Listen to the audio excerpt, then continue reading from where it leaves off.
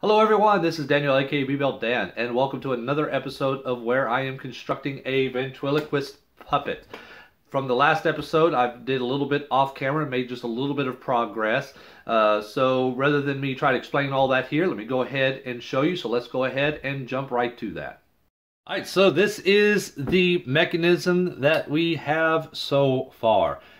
As you can see, I've started already sculpting the lower jaw. What I am using to do this is the same thing I used on Ned Stark's head, which is this two-part epoxy putty. This stuff works very well. I mean, once it hardens, I mean, it's very hard and it's very easily sanded, but it doesn't seem like it adds a lot of weight.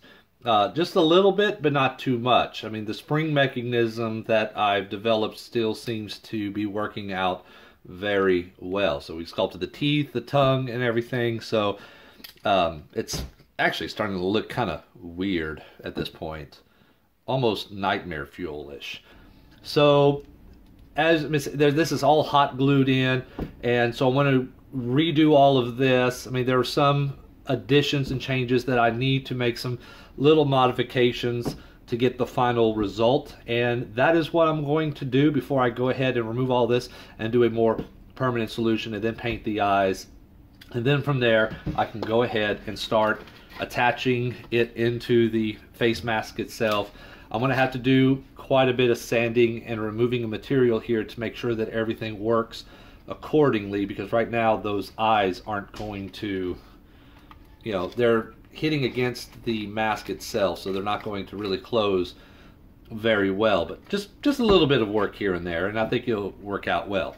Before I continue, I'm going to have to redo a lot of these and make some modifications, but that's going to have to wait a little bit, because if you remember in the last episode, my 3D printer was acting up. It wasn't working right. I had to try to fix it. Well, it started acting up again, but this time it started acting up a completely different way. I think the 3D printer is on its way out. So I went ahead and ordered a new one, so I'm going to wait for that to come in, and then I'll be using my new 3D printer to go ahead and continue printing out these parts.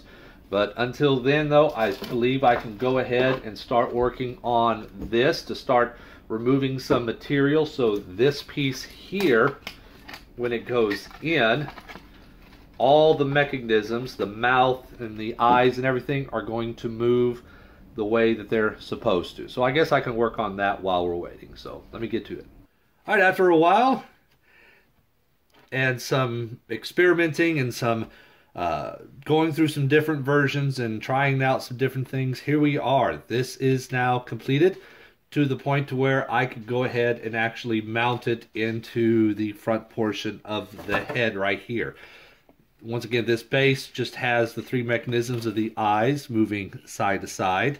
As we could see right back here, there's going to be a solid piece of metal that's going to be going into this middle portion right here.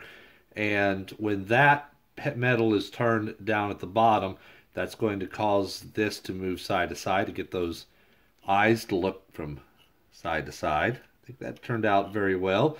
We have the eye blink mechanism, which the hardest part for this is the eyes are not, they're not straight like this. I end up having them kind of going in a bit of an angle, so trying to figure out all this back here. And what I eventually figured out is I have this piece of elastic string that's going through here into the back of the eyes. I had to reprint these a few times to get the exact iteration, and then that is going into the back of this hinge here. So there's just enough tension onto this string to where when this goes down or this end comes up, it actually causes the eyelids to move up and down, but it still has just enough stretchiness to accommodate the extra distance that is gained from this point to this point as the eyes move up. So it works out. That's going down using a string. I'm probably going to replace that string. Well, actually, no, this string is actually very tough and durable. But I got a string going down through here, through this little pulley here, down through this little piece of plastic tubing, down to where it's going to go down into the neck and into the trigger mechanisms that will cause the eyes to blink, as we could see right there. However, I may decide to nix this and go with a solid piece of metal that would be coming up through the stock, and that piece of metal will probably be manipulating this right here instead. So it's rather than having this string that could potentially at some point down the line fail or get cut, or even now it's just a little bit stiff. I mean, it works. I mean, as you can see, it's definitely causing him to blink. And once you put it inside and there's the lower eyelids, these do blink all the way down to a full closed position. I may just go ahead and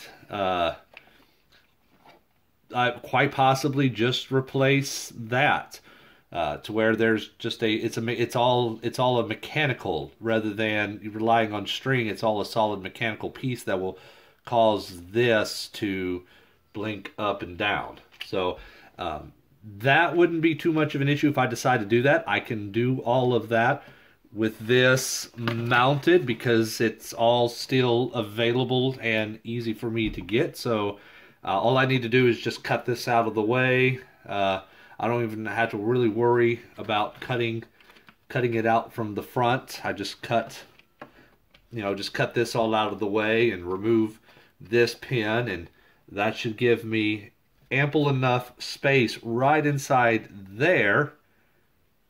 Or no, actually I can't leave that. I gotta leave that in. But no, I can, yeah. I mean, I should be able to drill a hole right through here and be able to run the wire up through there and have that wire be able to move that if I want. So I might end up doing that instead.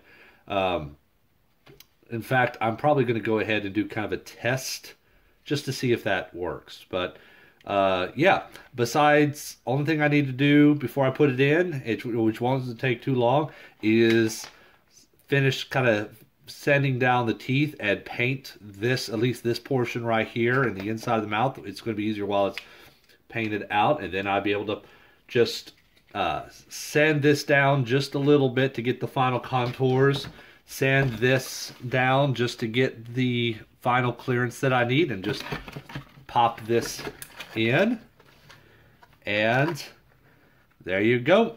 And then from there I can keep moving on.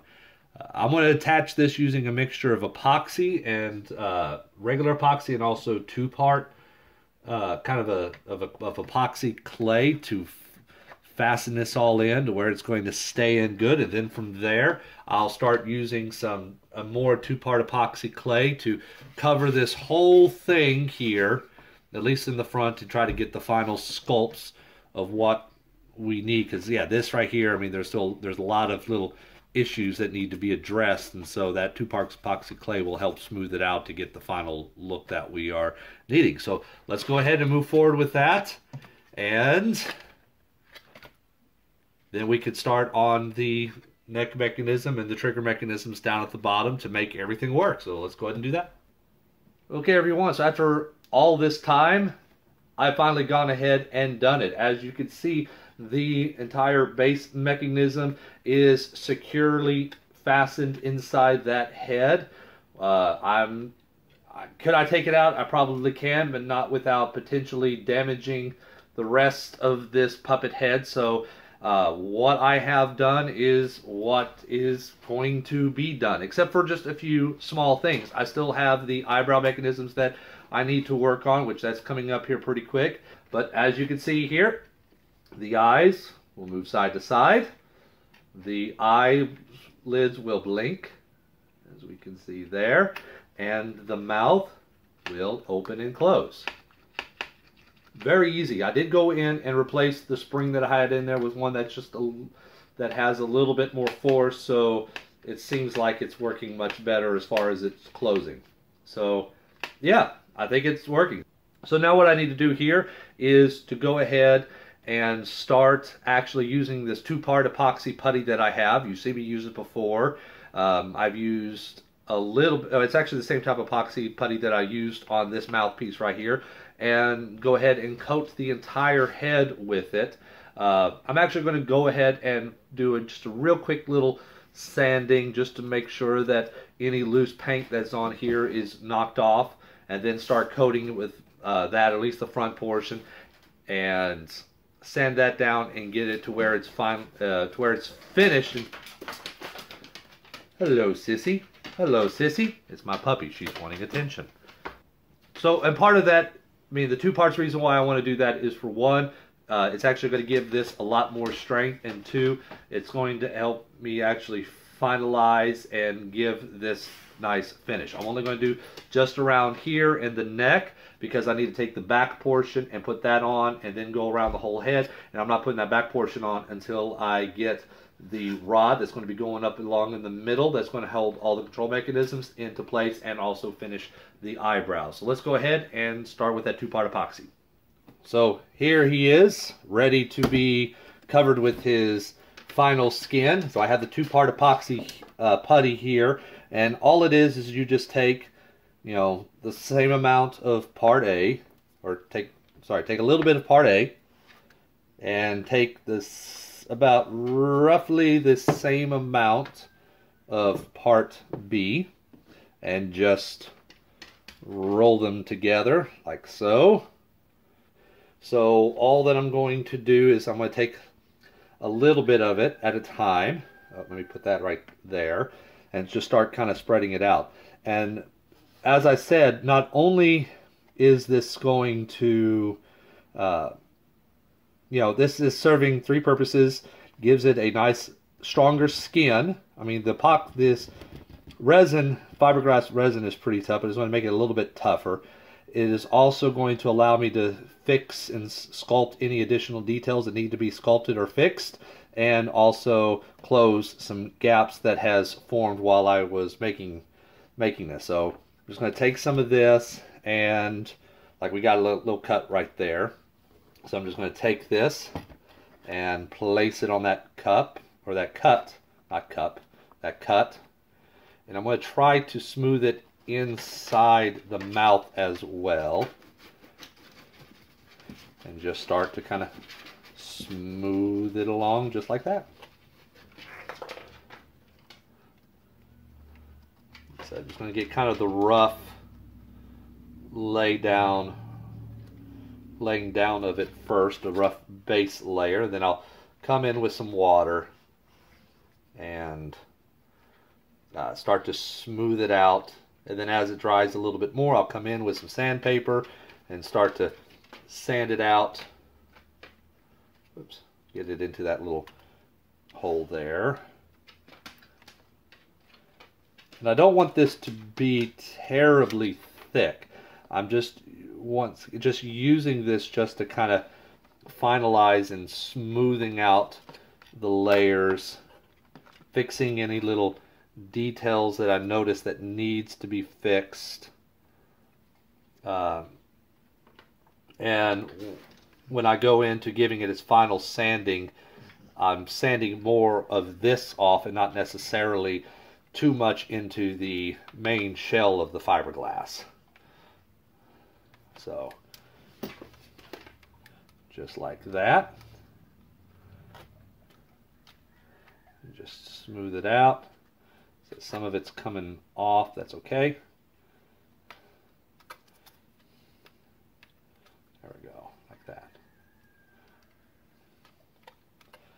And there we go. And like I said, it kind of hides that, fixes that little scar that we saw there and covers it up. Just like that. Now let me go ahead and get some water real quick. Alright.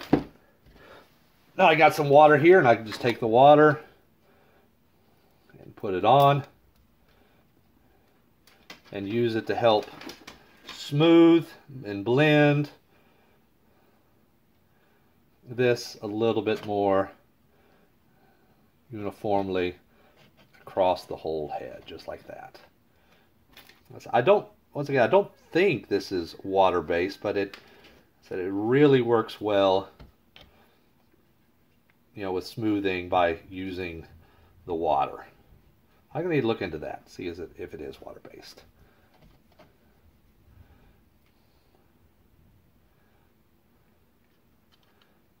There you go. So it looks like we got some clearance there, and if it ends up being I don't have the clearance, or I need a little bit more clearance, I can go in and just sand that off, and all of this is going to get a coat of primer paint on it anyways before I put in the final flesh tones. And as I'm doing this, if I need to sculpt any more additional details, like some fine details for wrinkles or what have you, or repair the lips, I can do that. So, all right. So this is going to be kind of a bit of a lengthy process, so I'm not going to bore y'all with the whole thing. I'm just basically just doing this across at least the whole front portion. And let me show you, like right here, I might have cut out just a little bit too much. So even with the mouth fully open, I don't know if y'all can see, but there's just too much of a gap there. So I can use some of this to go back in and try to close said gap. Like that. Spread that out a little bit more. Let's go more down. Kind of smooth that out. And then check. And I want to try to get it to where there's as little bit of a gap as possible. It still will open up without being impeded.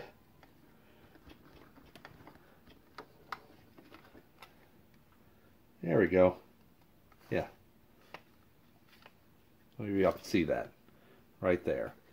So I'm getting this gap as closed as much as possible without impeding the opening and closing mechanism, of the mouth. So just for a little bit more of a professional look. So go in. And I'll come in on the inside and solidify that up just a little bit more. Let me go ahead and smooth that in back there like that. Up there like that.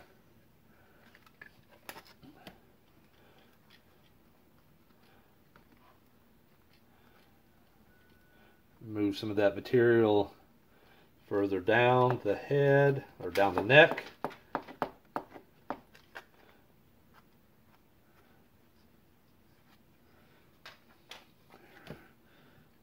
Go. And if need to. And this is just a popsicle stick / tongue depressor that I just cut in half, and I'm using it as a makeshift modeling tool. I have modeling tools you saw when I was sculpting this that I could use, but I don't want to dirty those up too much with this. So I'm using this, and it shows you that you can always use these and shape them and cut them down to whatever shape that you need to do your own modeling. So let me go ahead and do this all throughout the front portion of the head. When we're done, we should have everything nice and sculpted, and we'll definitely have by that time, a good idea what the finished product will look like. So let me do all that. Okay, at this point, I don't have the whole head covered, as you can see. But what I decided to do instead is I'm going to cover a little bit of it, sand it, and then go back and see, and if I need to cover any more or patch any other spots, then I can go ahead and do that. So that's kind of what I'm doing right now. Is I've already put on the base coat. I fixed a few areas, such as the nose. The nose was a little bit wonky, moving off to one side. There was a dip here, an indentation there, so I fixed that. Puffed up the cheeks a little bit. I might puff them up just a little bit more, but I'm just doing stuff like that as I go along, and I'm sanding in between, each iteration. And I'm also using it to fix and plug in some of the holes, some of the gaps and stuff, try to close this in, make this a little bit of a tighter fit. Just that as thin as I need to go in those areas. While this clay is malleable, it just didn't seem to want to work. So instead of trying to get like a big old huge, cover a big old huge gap all in one go, I'm just putting in a layer by layer by layer by layer, just to kind of build up the area that I'm needing to build up. And it takes about 24 hours for this stuff to fully cure. So it takes a little bit of time. But that's another reason about why I'm kind of doing it this way, so I could do one section, such as I can go ahead and work on this side, and then when this dries I could sand it, but I could put stuff on this side, and while this side's drying, to continue working on this side and then go on this side, sand this side while I'm putting some more and stuff. So I'm going back and forth. So that's what I'm doing. So I'm using this rough grit just to remove the bulk of the material that I feel like that I need to remove, and then I'll go in and use some finer grits to kind of get rid of all those little scuff marks that is made by this, and try to get it to where it's nice and smooth. So it's going to be a bit of a work in progress, but as I say, there is a light at the end of the tunnel. I mean, it's starting to really kind of take shape here. So